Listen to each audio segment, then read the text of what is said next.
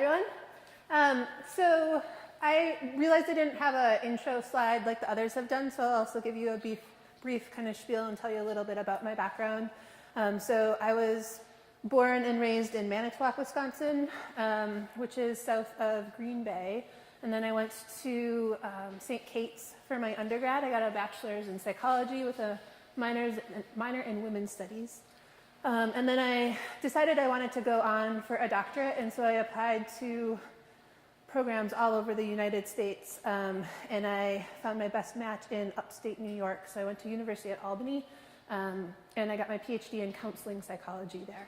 And I then did an internship in an academic medical center. I did a postdoc in health psychology for 1 year, and then I missed the Midwest, convinced my spouse, who's from the Gulf Coast of Texas, to move to Minnesota, and we love it. So I was working up in Duluth as a professor a couple of years ago, and I'm now a professor at St. Mary's University of Minnesota. I teach counseling psychology, and then I also I do my clinical work with Premier Sports Psychology as a sports psychologist in the West Metro. And so I've kind of come to sports psychology through my own journey and training in health psychology, and then through my own identity as an athlete. I didn't really grow up as an athlete. I played sports in high school, but it was more social than anything.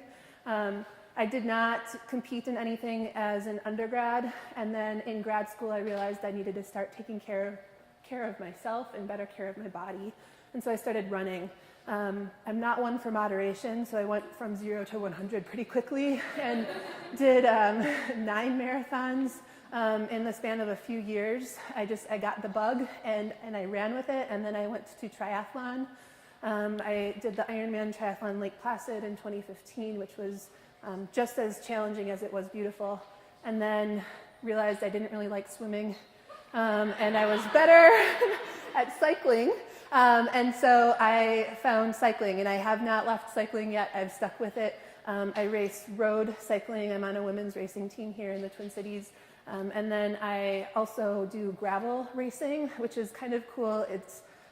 There aren't a lot of women who do it. It's self-supported racing. If you get a flat tire, you have to fix it yourself or recruit someone else going by you to help. If you get any sort of mechanical, it's on you to address it. It's also self-navigation. So we don't get, the courses aren't marked. They give you cue sheets and a GPS file, and you need to figure it out yourself. If you take a wrong turn, that's on you. And so I've since done, one of the bigger ones in the United States is called Dirty Kanza, which is a 200-mile gravel race in the Flint Hills of Kansas, and it is phenomenal. And so I did that last June, 16 hours in the saddle. You start and end at dark, and it was just amazing. So I'm hoping to do that again in June. So that's kind of my journey. And I think one thing that I found, when Grant asked me to speak, I was kind of shooting around all these different ideas, and I could talk about kind of the typical psychological skills training, which is what a lot of the people want, but in 15 to 20 minutes, there are so many different skills that you can use for so many different people. And so I think what I'm going to do tonight instead is talk about 4 general kind of broad brushstrokes that I've found have been really, really helpful to serve as kind of guiding rules and principles to help guide you and to stay motivated, right? I think especially for women, for girls, for female athletes, there are a lot of stereotypes out there and a lot of narratives about what we are supposed to and not supposed to do. And so my goal is to crush a lot of those stereotypes. So 4 different rules, right? Not rules, guidelines. So the first one is find your why and remember it. So I have a handout that I'll pass out maybe at the end, just so that we don't have papers rustling around. A lot of people will tell you to find your why, or what is your why, right? And so what I mean by this is, what are your values? Like what is it that helps get you out of bed in the morning to go and get these workouts in, or to go to practice after a really long day of school? Why do we sign up for these different sports? Why do we sign up for these different adventures? Like, why, right?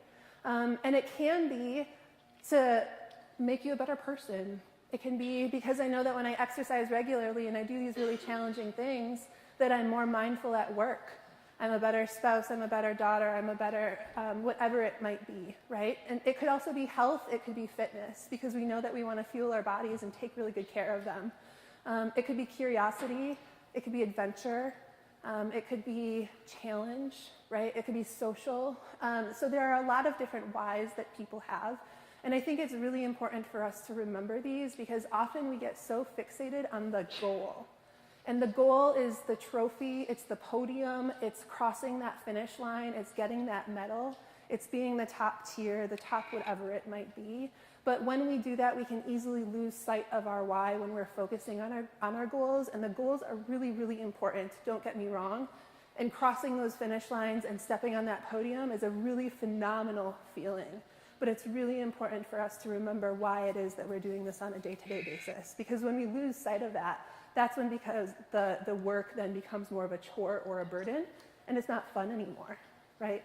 And so thinking about the why, and then those can be really helpful with motivation and when your alarm goes off and you don't want to get out of bed in the morning and you remember yourself, I'm doing this because A, B, and C, right?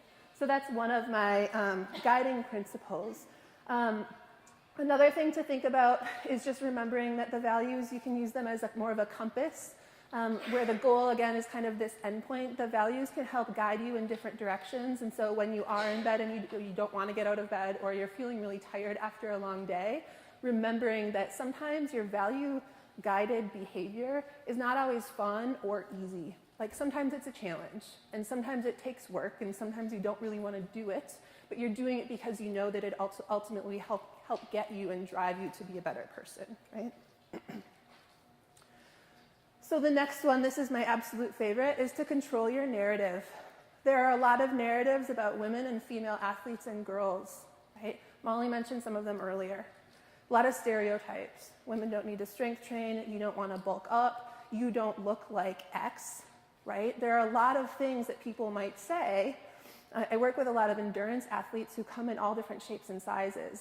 And I also do a lot of research on the experiences of women in endurance sports and some of the more kind of subtle or nuanced behaviors that send these messages that they might not belong or meet certain standards.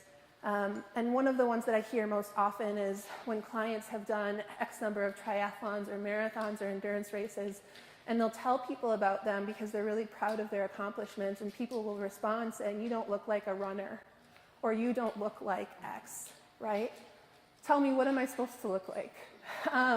There's another, in endurance sports, there's a category for Athenas and Clydesdales. I don't know if anyone has heard of this. It's basically a weight class for women who are 160 plus, and for men who are, it's usually about 200. And it's interesting because often there are a lot of men who will sign up for the Clydesdale category, not a lot of women, because then women are then wearing the label of being 160 plus pounds, right? And so I'm a huge advocate. I am 160 plus, and I love showing up for the Athena races. It's really important for us to control our narrative and think about what labels we want to own and how we want to identify as them, rather than having other people tell us what we should or should not look like, or what we should or shouldn't do, right? So thinking about some of the things that people may have said, you don't look like X, is one of the most common ones.